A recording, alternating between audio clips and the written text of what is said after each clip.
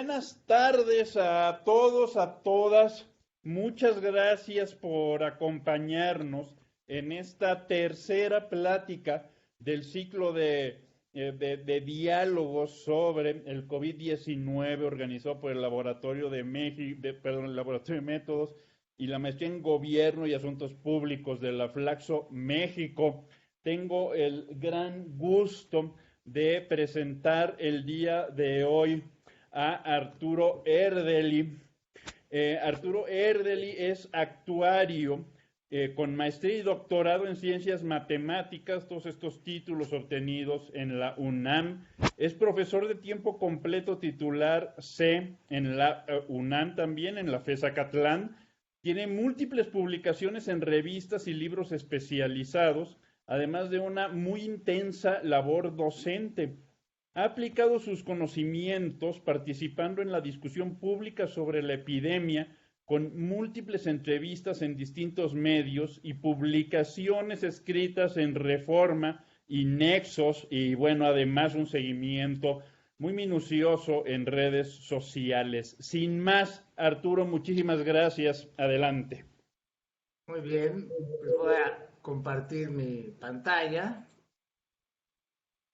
Vamos a ver si se ve ahí claramente. Perfecto, muy bien. Bueno, pues el título de mi plática, como dice ahí, midiendo el pulso de la epidemia y efectivamente, como acaba de comentar Rodrigo, pues justamente me ha interesado desde el día 1 medir el pulso de la epidemia, pues recopilando la información que han hecho pública, diariamente viendo las conferencias de la Secretaría de Salud de las 7 de la noche y algunas de las mañaneras en donde también han presentado cosas, ¿no? Entonces, de eso les quiero hablar el día de hoy. Eh, Siempre me gusta empezar y recordar esta frase porque esta frase me guía en mi trabajo en las matemáticas, en las estadísticas, en la estadística aplicada. Es de una de las mentes más brillantes de la estadística del siglo XX, George P. Box, que decía que todos los modelos están mal, pero algunos son útiles, ¿no? Entonces, no hay tal cosa como el modelo correcto de nada, sobre todo hablando de fenómenos naturales o sociales, pero algunos pueden llegar a ser útiles para tratar de entender o medir ciertos aspectos que son de interés, ¿no? Pues la estadística pues es una ciencia que modeliza y cuantifica la incertidumbre asociada a fenómenos y procesos con base en datos que representan mediciones de aspectos de interés. Y los datos epidemiológicos pues son un ejemplo de ello. Aquí es muy importante aclarar el hecho de que haya datos y que requieren ser analizados, pues implica que entonces estamos en una intersección entre la estadística y la epidemiología o cualquier otra área de las ciencias sociales o naturales que aunque son áreas especializadas, a la hora que hacen mediciones y recaban información y tienen datos, pues tienen que hacer uso de la estadística y es donde, digamos, es el punto de encuentro en este caso particular. Bueno, pues desde el principio hemos tenido la fortuna de tener un subsecretario de salud que realmente da unas conferencias que incluso muchas veces de cariño se dice son pues unas clases magistrales de epidemiología y de los datos y ha tenido mucha paciencia en explicarnos y sobre todo en irnos guiando en la información que dan y cómo hay que irla viendo y entendiendo. Entonces, bueno, esta foto pues justamente ilustra una de tantas de esas conferencias y ocasiones en las que nos presentaban datos de cómo va evolucionando la epidemia diariamente. En este caso, de los casos que se llaman confirmados, es decir, que hay una prueba de laboratorio que se aplicó y bueno, si son muchos o pocos, esa es otra discusión en la que no voy a entrar, pero bueno, de las que se hacen en México, pues por ejemplo, esa es una de las gráficas, ¿no? La roja, la de los acumulados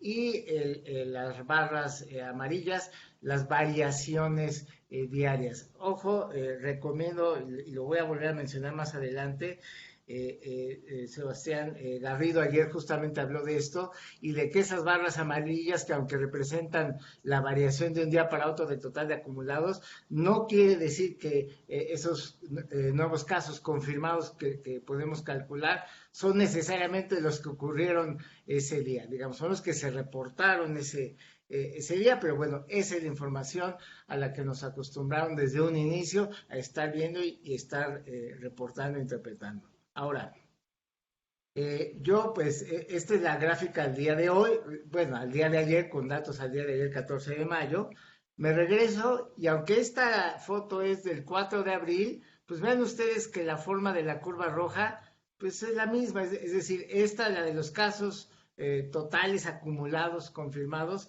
pues se ve siempre igual y entonces diríamos que es un poco aburrido, ¿no? Digamos, lo divertido empieza cuando empezamos a ver cosas que se ven ahí sutilmente en la roja, pero que se ve más claro a la hora que calculamos las diferencias de un día para otro en cuanto a nuevos casos registrados, reportados a ese día. Muy importante ver la conferencia de ayer de Sebastián Garrido y el artículo que publicó con Jorge Castañeda. Bueno, entonces, yo aquí me permito hacer mi propia gráfica, que es el análogo a las barras amarillas, pero bueno, eso es hasta el día de ayer, 14 de mayo, ¿no? Y que fue la que nos acostumbraron a estar viendo de alguna manera, ellos con barras, yo prefiero graficarlas aparte para ver, bueno, cómo vamos en nuevos casos, ¿no? Por ejemplo, aquí parecía que ya habíamos llegado a un tope, ¿no? Este es el 7 de mayo, me parece, 8, 9, 10, 11, 12, 13, 14, sí. Entonces parecía que ya estabas en un tope, que ya se venía la bajada, se volvió a subir un poquito, volvió a bajar y decíamos, bueno, parece que ya es un tope y bueno, pues ayer fue un mal día, tuvimos más de 2.400 nuevos casos reportados ese día, pero bueno, pues lo seguimos observando. Ahora, esta es una proyección científica que nos presentó la Secretaría de Salud el 16 de abril. Esta, por cierto, no fue presentada en las conferencias de prensa de las 7 de la noche. Esto lo presentaron en la conferencia de presidencia por la mañana del jueves 16 de abril y fue la primera vez que nos presentaron una proyección científica. Ojo, dice México, incidencia de casos confirmados diarios, ¿no? Que son los que nos acostumbraron a ver durante mucho o está siguiendo y a la fecha continúan reportando y le damos seguimiento, ¿no? Entonces, lo que nos presentaron en aquella ocasión es una proyección, esta es la curva roja, de nuevos casos confirmados diarios, ¿no? Que habían proyectado hacia finales de marzo si no se hubiera hecho nada, ¿no? Entonces, pues hubiéramos llegado en el peor momento hasta 30,000 casos nuevos reportados diariamente antes pues de empezar abril, ¿no? Prácticamente, ¿no? Y luego nos presentaron, aunque era 16 de abril, aclararon con información a 48 horas antes, es decir, al 14 de abril, esos son los puntos rojos, con la trayectoria la que teníamos, pero hasta el 14 de abril, hicieron una proyección y entonces dijeron, bueno, pero como ya estamos tomando medidas y la jornada sana a distancia y todo esto, entonces hicieron una proyección que es esta línea verde, ¿no? Digamos que sería como el escenario medio, que en el peor momento lo estimaron en llegar a 5,000 casos diarios. Ojo, en cuanto andamos, en 2.400 nuevos casos diarios, o sea, todavía estamos a la mitad de eso que proyectaron el 16 de abril. Y luego llegaría un máximo por ahí del 21-22 de mayo, ojo, cifras a nivel nacional, ¿no? Y luego ya de ahí empezaría a bajar. Esto fue lo que proyectaron y presentaron el 16 de abril con datos al 14 de abril. Y estas bandas que se ven acá arriba, de hecho le voy a hacer un acercamiento. Estas bandas, pues como hay incertidumbre, dicen, bueno, la línea verde es el escenario medio proyectado, de hecho es la mediana, digamos, de todos los escenarios que simularon, y luego las bandas de arriba, pues son escenarios un poco más pesimistas, ¿no? Porque pues, no necesariamente va a ocurrir exacto esto, entonces, bueno, en el peor de los casos puede subir hasta acá, o un todavía peor escenario hasta acá, ¿no? Es decir, que llegáramos a lo mejor, en el peor de los casos, a 7.500 casos diarios y que llegáramos antes, ¿no? Como por ahí del 14 de mayo, ¿no? Y también pusieron algunos escenarios más optimistas que este escenario medio, ¿no? Que son estas bandas que están aquí, esta que llegaría al máximo como a finales de mayo, esta que llegaría antes, ¿no? Pero bueno, y yo aquí estoy poniendo, esto ya es agregado mío, un punto negro, que le he estado dando seguimiento a esta proyección del 6 de abril, porque no la han vuelto a actualizar, aunque han presentado nuevas proyecciones actualizadas por regiones, que es el Valle de México, que es Culiacán, etcétera. Esta proyección que es a nivel nacional ya no la volvieron a actualizar, incluso alguien de la prensa preguntó que si ya no iban a actualizarla, la curva nacional. Y bueno, pues dijeron las autoridades que ya no había curvas nacionales, que ya era puro análisis a nivel regional, pero yo sí me parece interesante darle seguimiento. Y pues ese punto negro representa en dónde estamos ayer. O sea, justamente esos 2.400 nuevos casos nuevos que tuvimos ayer, que fue un mal día, pero bueno, hay que darle contexto a las cifras. Es decir, si nada más vemos esto y dices, ¡ay, nuevo máximo histórico! Vean, esto está desbordado. Es importante darle contexto, ¿ok? Si no nos gusta que aumenten los nuevos casos confirmados por día, pero comparado con la proyección que se hizo, vamos mejor que ese escenario medio, ¿no? Entonces, cuando las autoridades dicen que la curva se ha aplanado, yo les doy la razón. Y perdónenme porque yo sé que esto es impopular decir o darle la razón al gobierno, pero como comentaba con Rodrigo, afortunadamente soy académico, no político, entonces no tengo necesidad de quedar bien ni con el gobierno ni con quienes se oponen al gobierno. Digo lo que honesta y académicamente pienso, y lo que a mí me dice esta gráfica es que a pesar del mal día que tuvimos ayer, este puntito se ha estado moviendo entre estas dos bandas optimistas, de repente más abajo, ok, ahorita ya se fue a la parte superior, pero definitivamente se ha estado moviendo desde el 16 de abril a la fecha entre dos escenarios de curvas más aplanadas que el escenario original. Y como se dice por ahí, lo que se ve no se juzga, si gusta o no gusta que se diga el aplanamiento, que a veces yo creo que se confunde, como que dicen, ¿por qué dicen que se está aplanando si sigue subiendo? Es que no confundir el llegar al máximo, ¿no?, con el aplanamiento. Entonces, no hay duda que desde 16 de abril para acá, de lo que se había proyectado, se ha movido la epidemia sobre una curva más plana y que implica menos contagios, ¿no? Ahora, que no hemos llegado al máximo, bueno, pues en eso estamos, no es fácil, son proyecciones. La proyección del 8 de mayo era para el Valle de México, que empezó antes y se entiende que llegue antes. A nivel nacional ya no la actualizaron, pero al menos en esta proyección estaba como para por ahí en el escenario medio del 22 de mayo, pero si sigue por este escenario, pues eso va a ocurrir más bien a finales de este mes, ¿no? Bueno, eso es seguimiento. Pero a partir del 8 de abril, a esta información de los nuevos casos diarios reportados, que nos dan a las 7 de la noche, se agregó un nuevo elemento de información. La primera vez que nos presentan estimaciones por el método de vigilancia epidemiológica Centinela, que como seguramente algunos ya están enterados, básicamente consiste en recabar información de 475 unidades monitoras de enfermedad respiratoria, de entre las más de 26,000 unidades de salud que hay en todo el país, y ese subconjuntito de unidades monitoras funciona como una especie de o una pseudomuestra. No es una muestra aleatoria en el sentido estadístico del término, pero bueno, es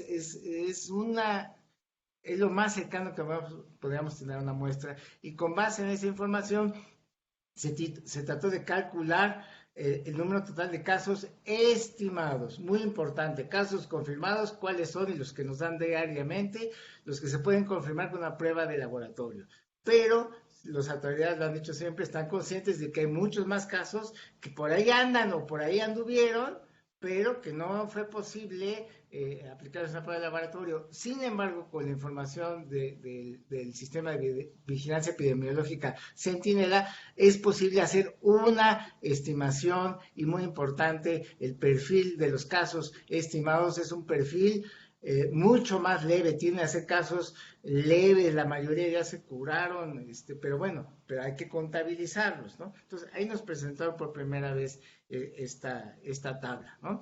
Ahora, muy importante, aunque hay un video muy bueno, yo vi la plática de Rodrigo Salazar, la recomiendo mucho, él se metió muy al detalle de cómo está construida esta tabla, aunque las autoridades de salud han dicho, si usted quiere reproducir esta tabla, no le va a salir. Bueno, yo nunca he intentado reproducir esa tabla, yo he decidido creerle a esa tabla y solo de esta tabla me ha interesado este número total que calcularon. Yo le creo a las autoridades que han podido hacer un buen cálculo de esto. Aún así, Rodrigo Salazar se dio a la tarea de desglosarla y pues si bien no la pudo reproducir al 100, casi, o sea, pudo analizar la congruencia de las cifras y ver cómo está y darse una muy buena idea de cómo está construida, y yo eso se lo agradezco enormemente a Rodrigo Salazar, pero yo nunca he cuestionado cómo se construye esa tabla, simplemente le creo y dije, yo voy a usar este dato que está aquí al final, estas 26.519 personas, casos estimados. ¿Hasta cuándo los estimaron? Aquí dice, semana epidemiológica 13. Y entonces uno, caray, ¿y qué es la semana epidemiológica 13? Pues ya se mete uno a investigar en el boletín epidemiológico de la Secretaría de Salud y claramente dice, la semana para ellos, porque ellos tienen su calendario definido con mucha anticipación, es la semana que abarca del 22 al 28 de marzo. Ok, entonces esto es una foto que abarca hasta el 28 de marzo y a esa fecha estimaron 26.519 casos estimados a nivel nacional. Bueno, esto lo presentaron el 8 de abril y también, eso fue por primera vez, pero dieron su reporte diario y en el reporte diario dijeron hubo 3.181 casos confirmados, ¿no? Y ahí explicó el subsecretario, y si no me creen, vean el video, más bien, no me crean, vean el video del 8 de abril de la conferencia de prensa de la Secretaría de Salud, ahí está todo, yo lo he visto por lo menos 10 veces, ¿no? Porque lo he vuelto a revisar y lo he vuelto a revisar, ¿no? Y bueno, y básicamente lo que ahí explica el subsecretario es que la idea del método Centinela es saber, por cada caso confirmado en este país, ¿cuántos casos hay estimados, no? Incluso usó palabras como de este estilo. Por cada caso que sí vi, que son los confirmados, ¿cuántos casos hay que no vi? Es decir, que no pude hacer para el laboratorio, pero que seguramente tuvieron un COVID leve, ¿no? Entonces, ahí ya de entrada está dando la idea de que lo que se busca es ver qué relación hay, ¿no? Por cada confirmado en relación a casos estimados. Ese era el asunto. Bueno, y vinieron las preguntas, ¿no? Quizás ahí verán a esta reportera Blanca Valadez de Milenio, que si ven el video, en cuanto dio esas cifras, ahí en esa libretita que se ve ahí, se ve que se puso a hacer sus cuentas y todo, y preguntó. Dijo, ok, porque ese fue el mensaje que recibió y que recibimos muchos. Si la idea es relacionar casos confirmados con casos estimados, entonces ella rápido en su libreta dijo, a ver, 26.519 dijo, 3.181, entonces dijo, eso es como el 12%, ¿no? Es como el 12%, y lo preguntó y está en el video. Entonces estamos hablando de que solo estamos detectando al 12% de los casos, y luego ahí empezaron a hacerse bolas, no, es que es al revés, hay 8 veces, y empezaron a jugar con que si el 8 veces, que 10, que 12, total que se hizo ahí un lío, de que bueno, pero bueno, la idea que se le quedó a muchos periodistas y a muchos ciudadanos es que ese factor era como de 8.3, que resulta justamente de lo que hay que multiplicar, porque la idea, como lo explicó el subsecretario, era saber por cada caso confirmado cuántos estimados hay. Entonces dijeron, bueno, pues para pasar de 3.181 a los 26.519, pues ese es el factor famosísimo de 8.3. ¿Qué problema le veo yo a esto?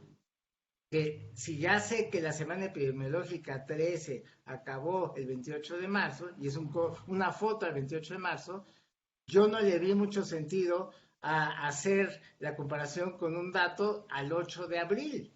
Dije, no, pues veamos al 28 de marzo, a la misma fecha de corte, para ver la relación a ese momento, porque esta foto ya es del 28 de marzo, ¿no? Entonces, yo tomo esta es la tabla, como les dije, yo nunca he cuestionado esta tabla, aunque se ha querido manejar así, yo solo tomo este valor final, esta suma que nos dieron, que dijeron es el total de casos estimados, pero dije, no, pero vamos a ver cómo estábamos el 28 de marzo. Y el 28 de marzo teníamos 848 casos confirmados. ¿Sí? Ahora, aquí en la tabla, aquí viene el índice de positividad en USMER, en las unidades de salud monitoras de enfermedad respiratoria, ¿no? Aquí está, pero casos positivos, ¿no? Pues, oye, ¿por qué hay más, no? Como que uno diría, deberían de ser las 8:48. Bueno, pues si escucharon la plática de ayer de Sebastián Garrido, ya les quedará claro que obviamente a ese día, al 28 de marzo, pues se habían podido confirmar 848 casos, pero hay casos sospechosos, entonces de estos sospechosos, pues algunos acabaron terminando acá, entonces por eso es que las cifras epidemiológicas, aunque a una fecha digan una cosa, luego pueden ir cambiando. Entonces, a lo mejor tenían 848 porque de ahí vino este dato, ¿no? Pero ya después pues se dieron cuenta que había más y por eso hay unas pocas más. Pero aún si tú tomas la relación de estos 26.000 entre estas 1.039, pues también el factor es como de 25 veces, ¿no? Si lo tomas con lo que reportaron ese día, son 31.3 veces. En ningún caso, ni remotamente cerca de las 8.3 veces. Factor que ya después nunca más quisieron volver a hablar de él. Yo le he cuestionado, la prensa empezó a cuestionar, le dieron vueltas y la realidad es que nunca, o al menos hasta el día de hoy, no han dado una respuesta clara de dónde sacaron ese factor de 8.3. Bueno, entonces yo al día siguiente escribí un artículo, claro, yo lo escribo, pues me agarro el LinkedIn de mi blog y ahí lo escribo, y pues yo escribo, pues ¿para quién? Pues para mis alumnos, mis exalumnos, mis colegas, la gente que me lee, que es un círculo muy pequeño. Y yo escribí esto, el factor es mayor que 20, lo publiqué el día siguiente, el 9 de abril, y esto fue, aquí empecé a hablar de esto lo envié a varios reporteros que cubren, de los que están ahí sentados, es más, hasta los reconozco de espaldas, les envié mis argumentos para que ellos preguntaran o se los dieran al subsecretario. Por supuesto que lo envié a las cuentas de redes sociales de la Secretaría de Salud, pero bueno, seguro reciben millones de mensajes, ¿no? Total que sí me dieron las gracias los reporteros que se los envié, pero nunca vi que preguntaran. Insisto, yo las veo diario y nunca preguntaban. Pero dije, bueno, como van a dar esta información semanal, seguramente a la siguiente semana que nos den la actualización, ahí ya lo van a aclarar o van a actualizar su factor. Muy bien. Entonces, bien, ahora, la siguiente semana, antes de ir la siguiente semana, yo ya tenía mi pronóstico de cuánto debía seguir la siguiente semana. Dije, si estoy bien con lo de mi factor, dije, bueno, la semana 13 abarca hasta el 28 de marzo, pues la semana 14 abarca hasta el 4 de abril. Entonces, si el factor no se me mueve mucho, que dije, se va a mover, pero bueno, si no se mueve mucho en una semana, y ahora yo multiplico el factor de 31.3 veces por los confirmados al 4 de abril, pues seguro voy a tener una buena aproximación de lo que van a anunciar la siguiente semana, ¿no? Entonces aquí pongo esta tableta. Aquí está. Semana epidemiológica 13, finalizó 28 de marzo, 26.519 casos estimados que nos dieron por metro centinela. A esa fecha, en conferencia de prensa, habían confirmado 848. Yo hago mi división. Ahí calculé mi factor de 31.3, ¿no? Ahora, para la siguiente semana, que iba a ser el 16 de abril, pues ya el 4 de abril ya había pasado. Y ya sabíamos que el 4 de abril tuvimos 1,890 confirmados. Entonces mi pronóstico era, bueno, pues los 1,890 del 4 de abril los multiplico por 31.3 y yo dije, yo espero que la siguiente semana me digan que va a haber un total de 59,000 casos estimados por método Centinela, ¿no? ¿Qué nos dieron? Esta es la tabla que dio la siguiente semana. 55,951. O sea, no estuve tan perdido. ¿Sí?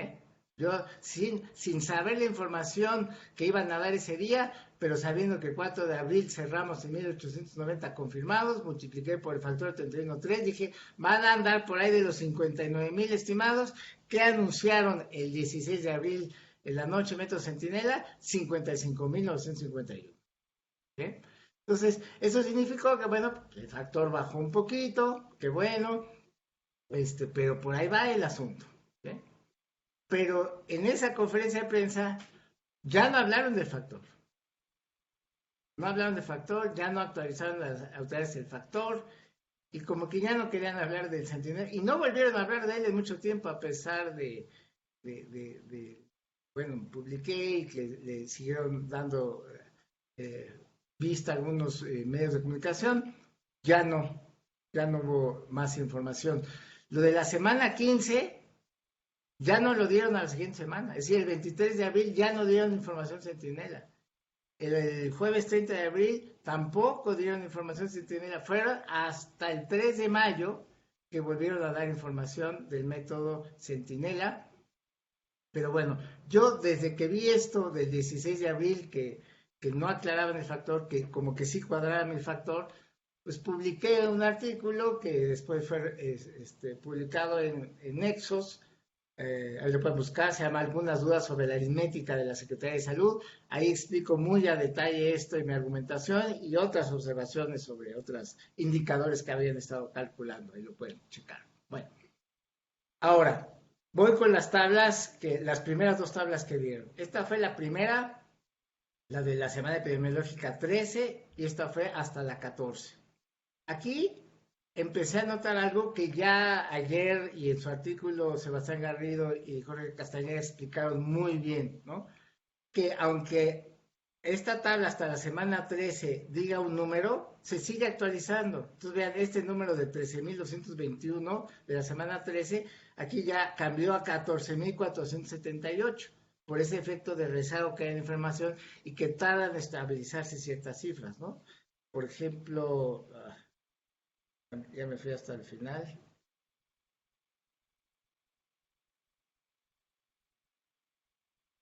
Ahí está. O por ejemplo este 122 y 124 que estaban acá eran 133 y 131, ¿no?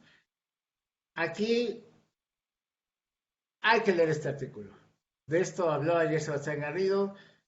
Jorge Andrés Castañeda y Sebastián Garrido escribieron un artículo extraordinario para entender, bueno, ellos dicen cómo entender los datos de defunciones por COVID-19 en México, pues no solo para los de defunciones, también para los de los casos confirmados, y también sirve para entender esto de los casos estimados del método Centinela. De hecho ellos lo abordan en su artículo, y bueno, y básicamente, y espero haber entendido bien, y si no que ellos me corrijan ahorita, lo que ellos explican es muy claro, según yo. Dicen, este incremento que tuvimos ayer, por ejemplo, de 2,409 nuevos casos confirmados, no es que ayer hayamos tenido 2,409 casos confirmados.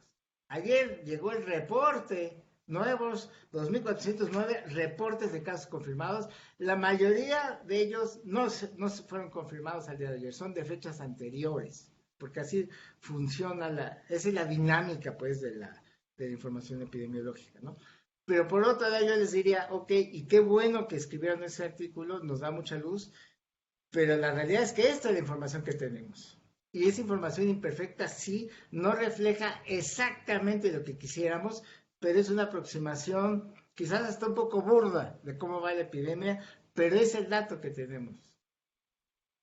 Esta gráfica está en el artículo de Sebastián Garrido y Jorge Castañeda, y justamente, no entraré en detalle, ellos ya lo explicaron, pero lo que están explicando aquí es que tarda la información de cada fecha, del número de casos, por ejemplo, aquí es de casos confirmados, ¿no? Los del 6 de abril, bueno, ya están muy estables, ya ahorita ya no va a cambiar, creo que, no sé si perdí la conexión, si alguien me avisa.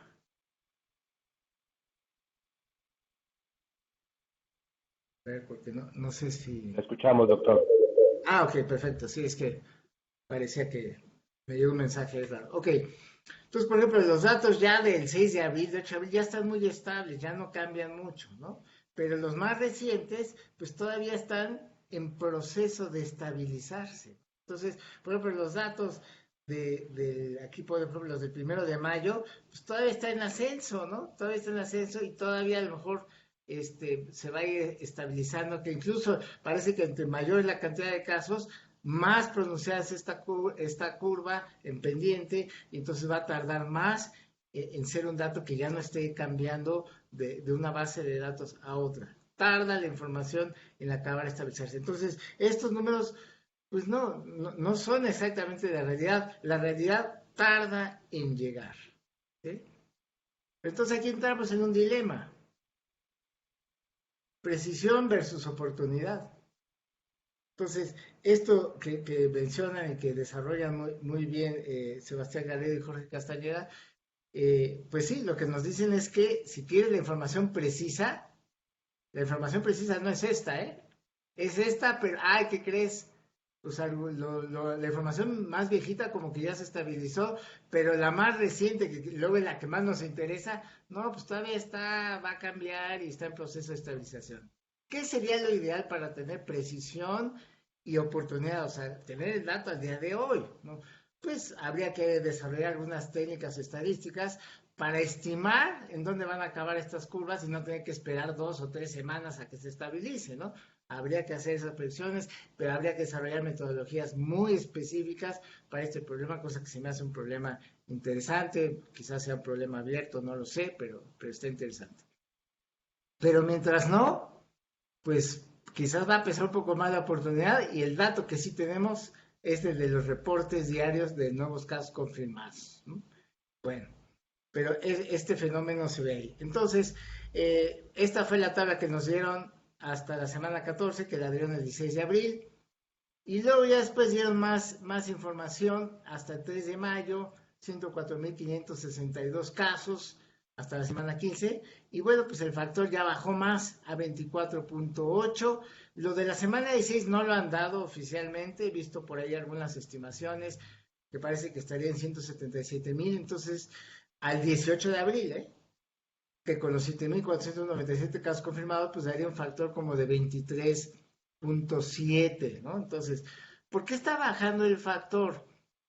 Puede haber varias explicaciones, yo lo atribuyo a que sí está aumentando el número de pruebas, es decir, los estimados están aumentando porque la epidemia está en crecimiento, los confirmados aumentan también porque la epidemia está en crecimiento, pero además porque sí se ha aumentado la capacidad de hacer pruebas. A lo mejor no estamos al nivel que muchos quisieran, pero recuerden que empezamos con que solo el gobierno podía hacer pruebas, y luego poco a poco se han ido certificando laboratorios privados que hacen más pruebas, y el mismo gobierno ha ampliado su capacidad de hacer pruebas. Entonces los confirmados están aumentando por dos vías: por la vía del crecimiento de la epidemia y por la vía de aumentar la capacidad de pruebas de laboratorio. Entonces, eso hace que, aunque tanto estimados como confirmados están subiendo, la velocidad de los confirmados es un poquito mayor, y eso está provocando que el factor pues esté descendiendo un poco. Pero entonces, ¿para qué quiero yo este factor? Bueno, porque esta foto del 18 de abril o del 11 de abril pues ya es de esa fecha. Yo quiero actualizar, o como decimos los actuarios, traer a valor presente, a valor hoy, esos 177.000 o 104.000 que son de fechas anteriores. Y la idea es que este factor es una aproximación o un intento de factor de actualización o de traer a valor presente esos números. Entonces, ¿qué uso le doy? Bueno, pues que de los reportes diarios propios de ayer, ¿no? 2.409 casos, 42.595 acumulados hasta el momento de casos confirmados, ¿no? Aquí tenemos las defunciones confirmadas, nuevas y acumuladas, Entonces yo hago un cálculo de casos estimados al día de hoy, es decir, uso ese último factor 23.7 por los casos confirmados y esto me da aproximadamente 1 millón de casos estimados. Ojo, por favor, no se espanten, no se impacten, no den uso amarillista a esta cifra de 1 millón de personas, porque he escuchado gente que dice, entonces ya vamos a seguir ser el país con más casos de contagio solo detrás de Estados Unidos.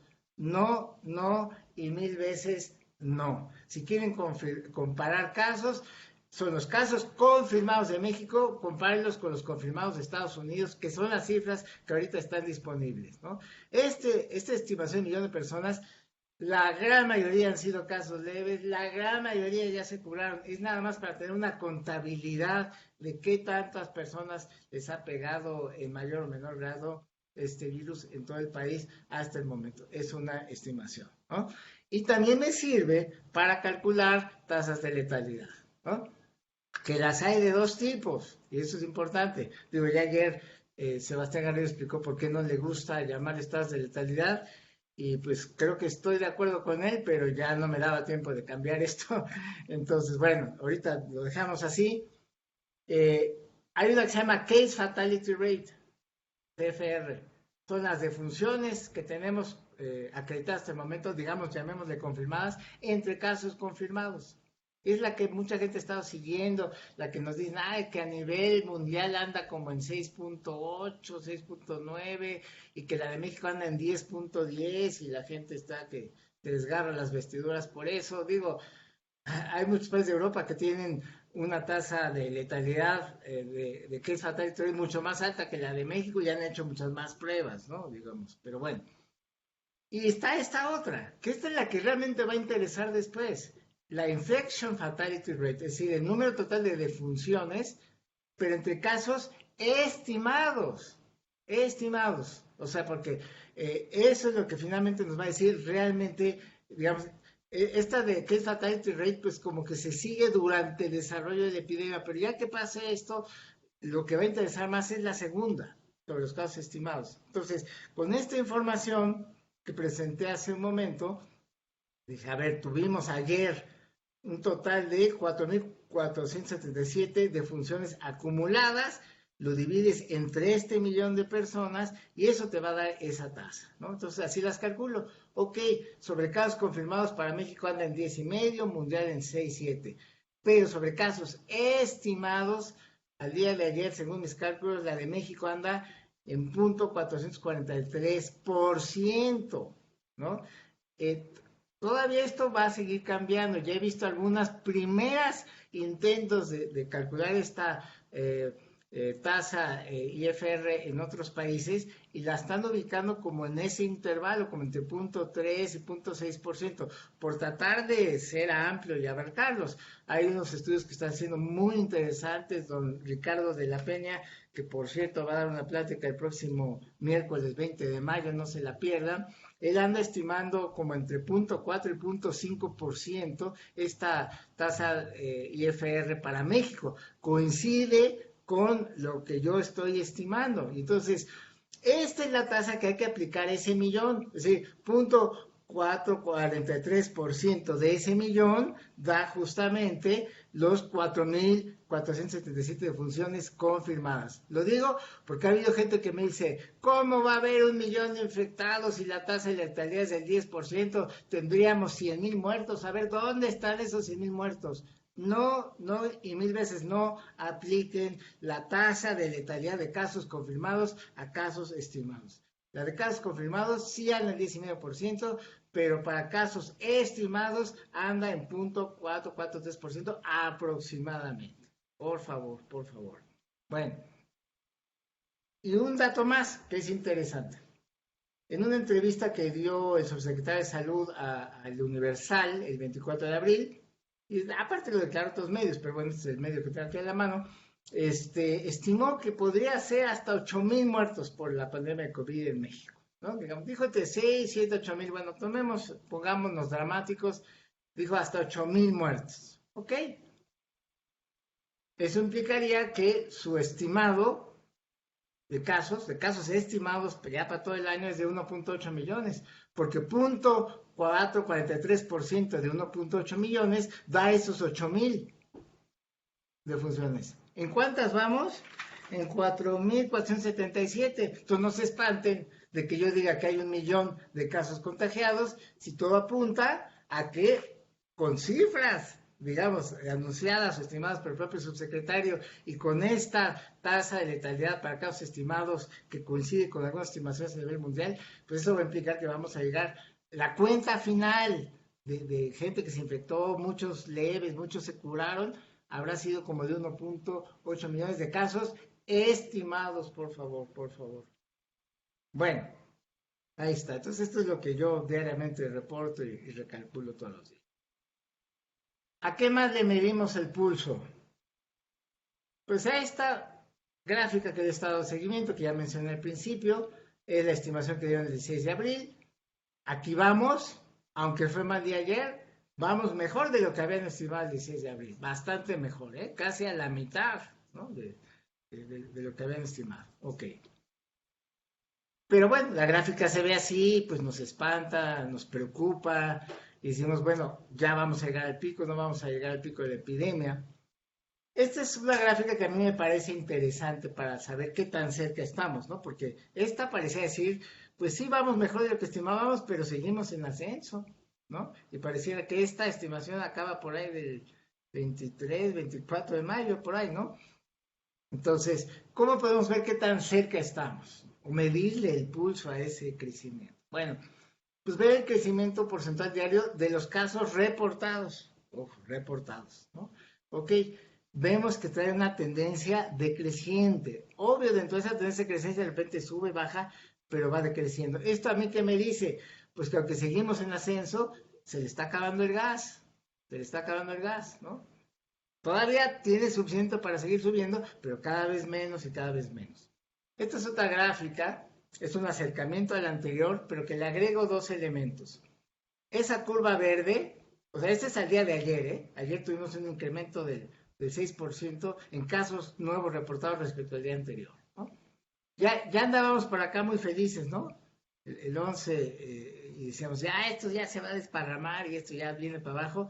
Pues no, hubo aquí un rebotito y vamos por acá. Esta línea verde, lo que calculo es una curva de cómo debe andar el rendimiento, el crecimiento diario de casos, pero que no pase de la línea verde para que en términos absolutos veamos un decrecimiento. Y esta curva morada, pues es un intento de seguir la tendencia. Entonces, ¿qué me dice esto? Pues sí tenemos una tendencia descendente, pero necesitamos que esto baje, no, que esté por abajo de la línea verde para que volvamos a ver decrecimiento. Entonces, no se ve tampoco muy lejos, ¿no? Digo, si vuelve a subir o ya no crece tanto, pero se queda arriba de la verde, pues va a haber un incremento de casos. Pero es importante darle contexto a los números, no nada más decir nuevo máximo histórico de nuevos casos reportados, no, con la tendencia que traemos, ¿cómo se ve eso? Yo todavía lo sigo viendo dentro de la tendencia, ¿no? Y bueno, este es un ejercicio, por favor no lo tomen como un pronóstico, es un ejercicio de esta tendencia. Si siguiera así, obvio, no es pronóstico, es nada más de suponiendo que la tendencia sigue como va, ¿cómo se va a comportar? Aquí vamos, ¿no? Aquí están los 2,400 de ayer. Bueno, con esa tendencia, aquí está lo que les decía, ya se le está acabando el gas, se le está acabando el gas. Aquí en este cálculo me sale que ya para el 5 de junio se le acabó el gas y empieza a bajar, ¿no? Por ejemplo. Ese es el asunto. Pero esto cambia muchísimo. No estoy usando un modelo CIR para esto, que lo podría usar. Pero aún así, usando un modelo CIR, el miércoles Rafael Prieto explicó muy bien lo sensible que son los modelos SIR o SEIR ante los nuevos datos. Se mueve tantito el parámetro y cambia muchísimo. Entonces también esto que acabo de hacer aquí como un ejercicio de intentar seguir la tendencia, pues también puede cambiar muchísimo, ¿no? Pero quizás lo que no hay duda, o sea, puede cambiar la fecha, pero de que se le está acabando el gas a la epidemia para crecer, se le está acabando. No sé para cuánto le dure, si para 5, 10 o 15 días más, eso es muy, muy variable. Bueno. Que además esto que estoy poniendo aquí no entra en contradicción con esta proyección, ¿eh? Es decir, si yo estoy diciendo que al 4 de junio, por ejemplo, vamos a andar como en los 2500, ¿no? Pues eso es perfectamente factible dentro del escenario y la proyección científica de la propia Secretaría de Salud. O sea, sería estar aquí. O sea, pudiera ser, ¿eh? Que el punto negro siga así como se está moviendo y se siga por acá. Y seguimos en un escenario mejor que lo que se veía el 16 de abril, ¿no? Esta es otra gráfica que me gusta seguir. No me gusta la otra que es muy popular de que cuántos días para duplicar los casos. A mí me parece que es un poquito engañosa y me pareció engañosa porque incluso parecía que México estaba manejando la epidemia con un ritmo como el de Suecia o el de Suiza, ¿no? Esta me gusta más porque es igual lo que presenté anteriormente, el incremento porcentual promedio de los últimos 7 días. O sea, es el incremento, ¿sí? Pero haciendo un promedio, ¿no? De los últimos 7 días para suavizarlo, porque si no tiene mucho ruido, ¿no? Y aquí ya estoy comparando varios países a partir, tomando como origen el momento, esto ha sido muy popular, de ahí lo copié, de decir, bueno, a partir de que cruzaron los 100 casos acumulados, tomar eso como fecha de origen y entonces estoy graficando el incremento porcentual promedio de los últimos 7 días de México, Brasil, Estados Unidos, Suecia, España y Corea del Sur. ¿Por qué escogí esos días, esos países? Pues porque justamente me habla de 3 comportamientos diferentes que quiero ilustrar. Por ejemplo, Corea del Sur es un ejemplo de buen manejo de esta pandemia. Si uno ve los datos de Corea del Sur, subió rapidísimo y bajó rapidísimo. ¿Sí? Y eso se ve aquí, un decrecimiento rapidísimo de los nuevos casos y luego ya se ha mantenido muy estable. Esta es la gráfica el día de ayer de Corea del Sur. Se ve, así como subió de rápido, bajó de rápido.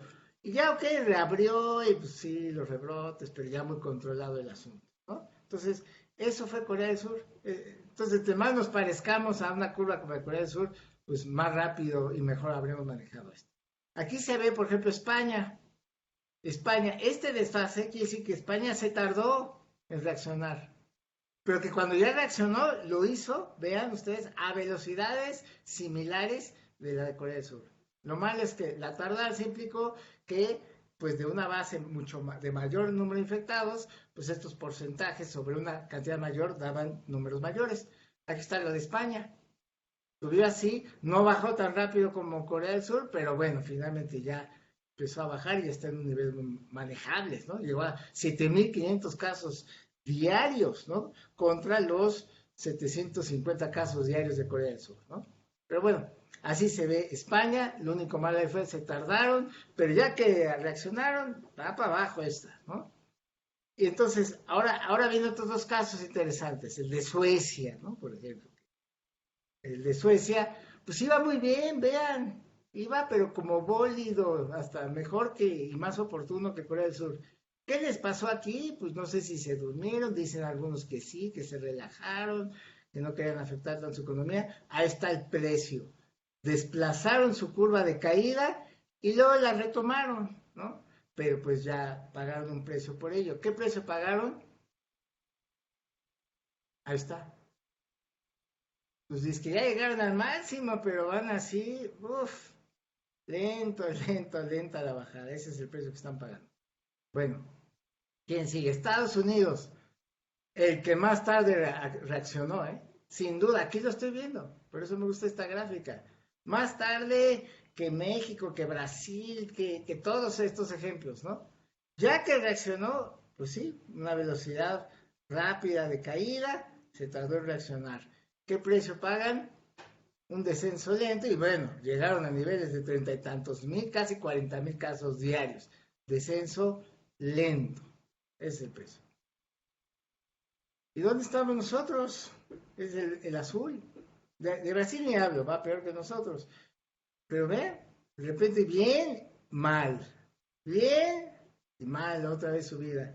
Y hoy vamos, pues vamos bajando, pero a paso muy lento. Yo lo veo, digamos, ahorita ya puede ser que vamos a un nivel parecido al de sí, de Suecia y de Estados Unidos, ¿no? En velocidad, pero estamos más arriba en porcentaje. Por eso es que todavía seguimos ahí subiendo. Estados Unidos y Suecia ya van bajando. Pero acá, aunque estamos tendencia de baja, no estamos todavía en los niveles que debemos de estar para ya tener la bajada, ¿no? En el mismo formato, porque hay que darle crédito, Worldometers, de ahí saqué las gráficas. Esa es así se ve en Worldometers nuestra gráfica el día de ayer. Entonces la pregunta es, ¿a qué velocidad vamos a bajar nosotros? Después de ver esto. Después de ver esto, ¿qué tan rápido va a ser? Pues, no sé, ¿no? Podría ser algo como esto, podría ser algo como esto. Yo no alcanzo a ver que vaya a ser rápido, ¿eh? Y esto, aunque se vea rápido, o sea, aquí me da el 95% de los casos estimados, que es lo que llaman el fin del primer gran ciclo, ¿no? Esta bajada a mí me da hasta como el 25 de septiembre. Entonces, está muy extendido, está como lento el asunto. En la proyección del gobierno, aún en la más pesimista, pues lo mandará como por ahí de finales de julio. Así, la más pesimista. No lo sé. Pero bueno, eso es medirle el pulso. O una forma de medir el pulso de la epidemia. Y todo lo que acabo de hablar, pues está en mi página de Google Sites, que es muy fácil ubicarla. En Google pones mi nombre, Arturo Erdely, y te va a aparecer mi Google Sites. Entras ahí y en el menú del lado izquierdo, te vas hasta abajo, buscas mi opinión sobre, y ahí todo lo que he escrito sobre el COVID o entrevistas, todo, y cuando esté el video de YouTube de Flaxo, pues también aquí pondré un enlace, ahí está todo el detalle de lo que he opinado hasta el momento, y solo quiero terminar con una cita, ahorita les digo de quién, que dice, las computadoras de hoy en día aceptan de todo, no te desanimes. Obtendrás un resultado, una predicción científica, entre comillas, hecha con tu modelo. Lo que en cambio no debes hacer jamás es creer que ese resultado se relaciona mucho con lo que sucederá en realidad. Esos modelos no describen de ningún modo la realidad, son reduccionistas. En general, no sirven. Entonces, ¿por qué se siguen haciendo? Porque se hace lo que se puede. Marcelino Cerejido, investigador emérito del CIMBESTAF, justo en cuestiones médicas, de fisiología y cosas que no entiendo muy bien. Les recomiendo mucho su libro, Ciencia sin Seso, Locura Doble. Por mi parte es todo. Queda atento a sus preguntas. Muchísimas gracias, Arturo. Muy interesante tu plática, muy profesional, y sin duda, bueno, está ya generando muchos comentarios en nuestra página de Facebook. Te voy a leer, si te parece, algunas de las preguntas que han estado haciendo por ese medio, y vamos a ver, te voy a leer primero. Pregunta Isabel Rodríguez, hace dos preguntas. Una, ¿qué tanto afecta a la proyección las comorbilidades? Perdón. Y la segunda pregunta es, si se regresa a clases, ¿cuál sería la proyección de contagios considerando a los chicos como medio de contagio? No sé si quieres ir una a una o las voy en bloques, Arturo, como tú me digas. Una a una. Perfecto. Estas dos primeras son fáciles porque la respuesta es no sé y no sé, ¿no? Bueno, de la primera, las comorbilidades van más asociadas a la parte de las defunciones, que es la parte que más ha interesado de los casos que se ponen graves, pero estas proyecciones son sobre casos confirmados en general, ¿no?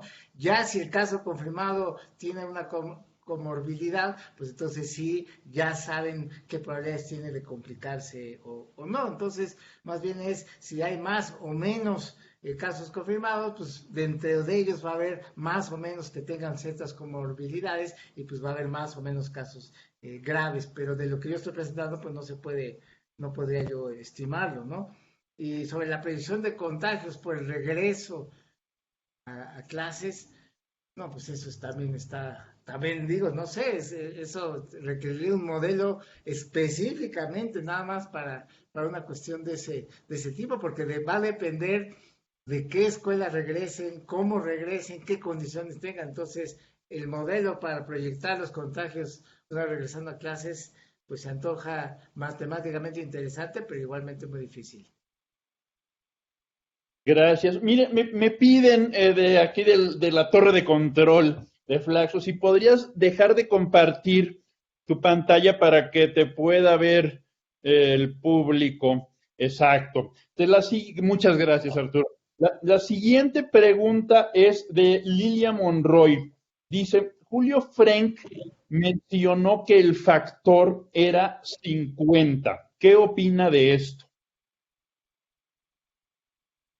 Pues he visto lo que él opina, lo que opinó el doctor Narro, lo que han opinado otros médicos.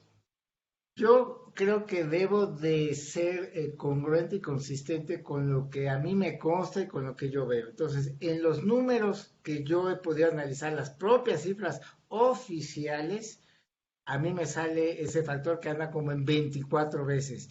Si otros investigadores, aparte de las cifras oficiales, tienen acceso a otro tipo de información que los lleva a concluir que es mayor, bueno, pudiera ser, no, no lo sé, pero no puedo yo opinar de las consideraciones médicas que pudiera hacer Julio Frenk.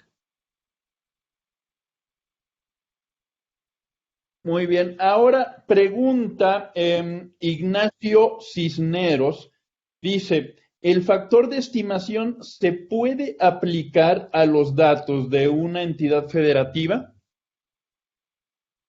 Definitivamente no, no, porque ha sido muy distinto. Entonces, es un factor a nivel nacional para cifras nacionales. Habría que desglosar más la información del método Centinela por entidad para saber cuál sería un factor adecuado para cada entidad. Y aprovechando la pregunta, pensé que iba por otro lado la pregunta, pero me adelanto. Este factor es para tratar de relacionar o pasar de casos confirmados a casos estimados. No usar este factor, por favor, para defunciones. No me multipliquen las defunciones confirmadas por ese factor. Ese factor que se está discutiendo va a ser un factor distinto y que se va a tener que estimar por otra vía. Muy bien. Mira, una pregunta más es de Isabel Rodríguez. ¿Cuál es el riesgo de regresar a la escuela de manera temprana? Pues me está haciendo preguntas que solo un funcionario público podría contestar, porque, digamos, yo con los datos que veo, con los números que hago, pues trato de ver tendencias y cuándo creo que puede bajar, pero aún teniendo una muy buena predicción de cuándo va a empezar a bajar y qué tan rápido, ya la decisión de cuál es el momento para regresar a clases o cuál es el momento, esas ya son decisiones que tienen que ver con la administración pública y que son más operativas y que escapan a mi área de especialidad, ¿no? Arturo, bueno, pues realmente te agradezco muchísimo por tu plática, la disposición, la preparación, también pues, las respuestas a las preguntas.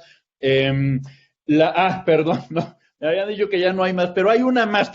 No sé si es un abuso, Arturo, puedo hacerte una más.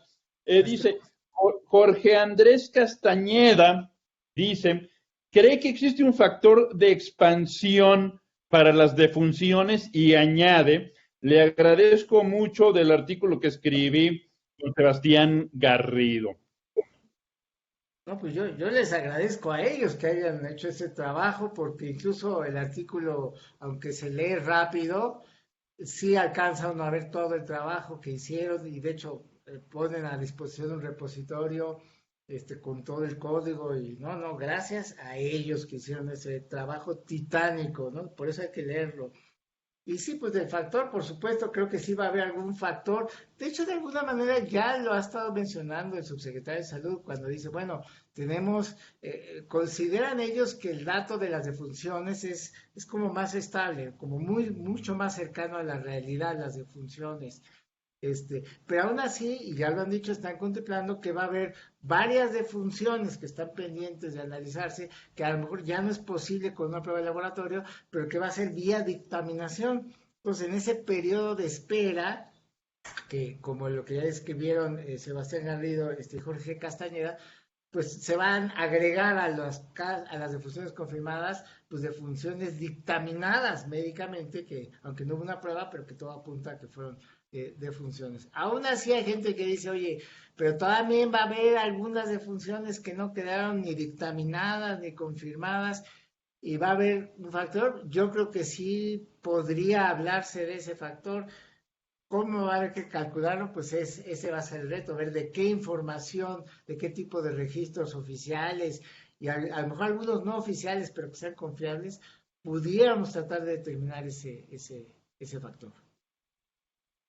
Estupendo, pues muchísimas gracias, Arturo, de verdad. Te agradezco tu plática y también muy didáctica la presentación. Pues por cierto, eso es costumbre, profesor, así que muchas felicidades también por este día. Gracias a todo el público, a la gente que nos estuvo siguiendo. Volvemos a la próxima semana a partir del próximo miércoles con este ciclo de conferencias. Hasta luego.